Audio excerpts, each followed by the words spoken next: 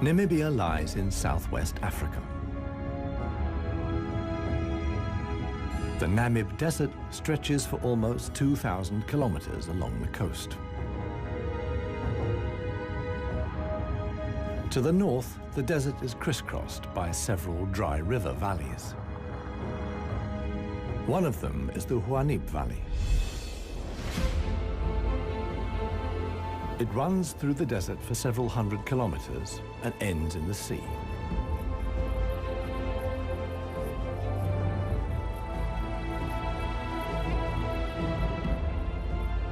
Water flows here once, at most twice a year.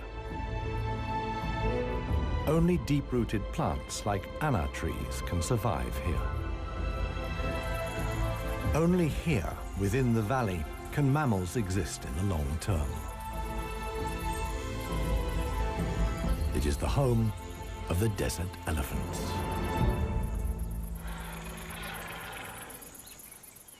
In contrast to their other African relatives, desert elephants live in particularly small family groups.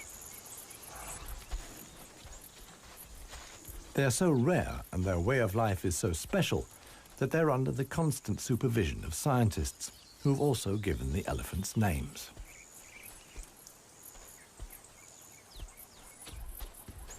The head of this family is alpha cow Clarissa. The animals don't leave her side for a moment. Only Clarissa knows how to survive in this extreme environment. The shoots of the anna tree are now ripe.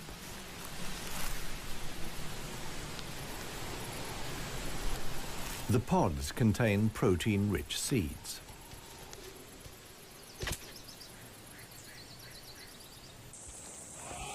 Clarissa has known every one of these trees since her childhood.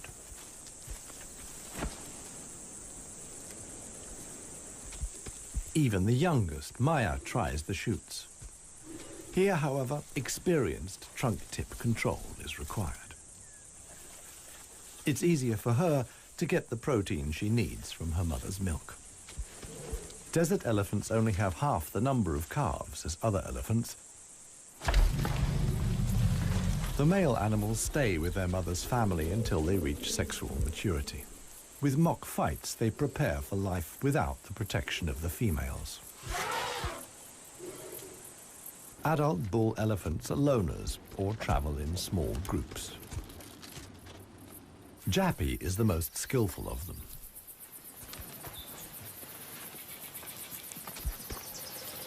His younger brother watches enviously as Jappy brings down apparently unreachable branches from the tree.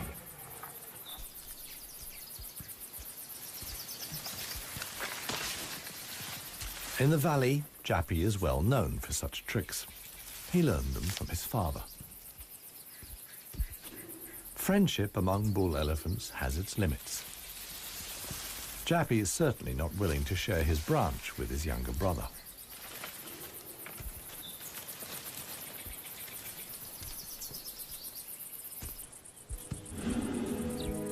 Their father, One Tusk, is now nearly 60 years old. His trademark is the missing right tusk, lost long ago in a hierarchical battle.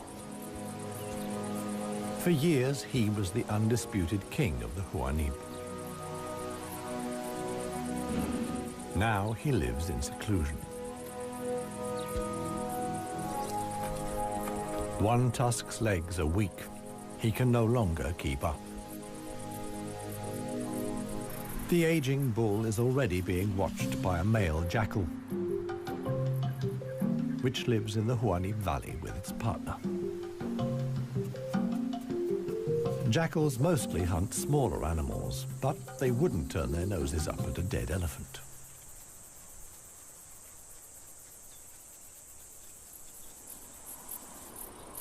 In a side valley, Clarissa has discovered a further source of food.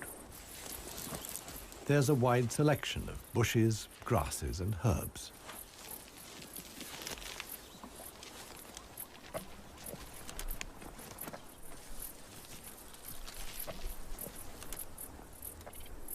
The elephants' climbing skills far surpass those of their savanna-dwelling relatives. This too is a form of adaptation to their special habitat.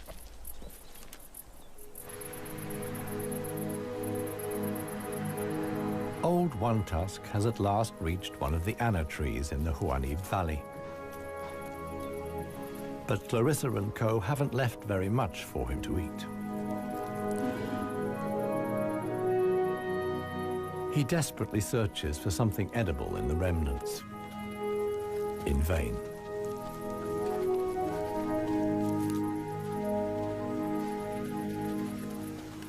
For the inhabitants of the Namib, survival is hard. They're used to going for long periods without water. Many get liquid from their food or know secret sources of water. Regardless of size, every green leaf contains a minimum of liquid worth harvesting.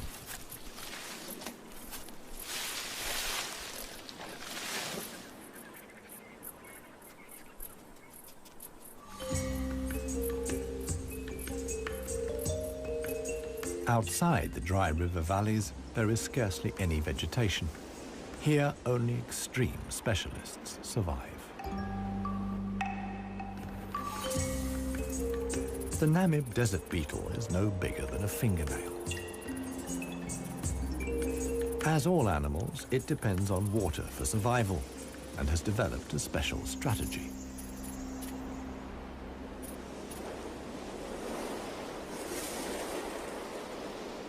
Even the tiniest traces of dampness in the air condense on its carapace. In time, a drop forms, which then flows directly into the beetle's mouth. This way of life limits the distribution of desert beetles to those parts of the desert that see fog. But where does the fog come from? The Namib is one of the few deserts in the world that stretch to the sea. The cold Benguela current from the Antarctic cools the seawater to a temperature of 12 degrees Celsius. When the water reaches land, it evaporates in the warm desert air. Around 200 days a year, the desert is wreathed in mist, which sometimes extends hundreds of kilometers inland into the dry river valleys.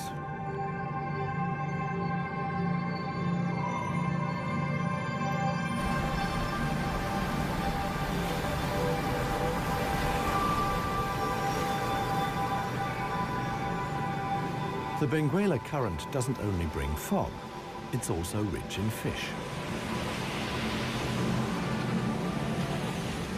The animals that benefit most are the brown fur seals.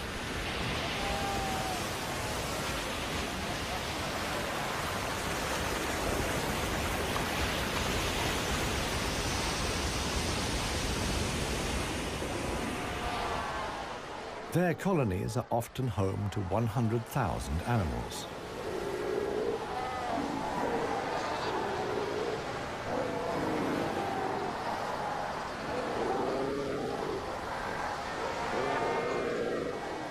Right now, there's good reason for so many seals to congregate here. The mating season is just beginning.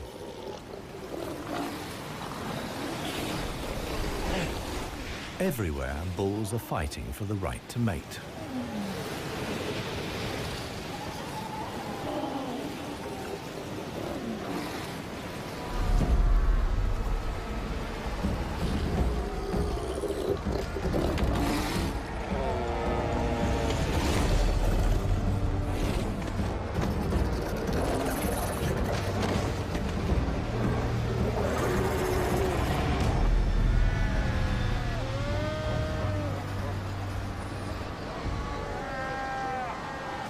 The strongest conquer a whole harem and then have their flippers full.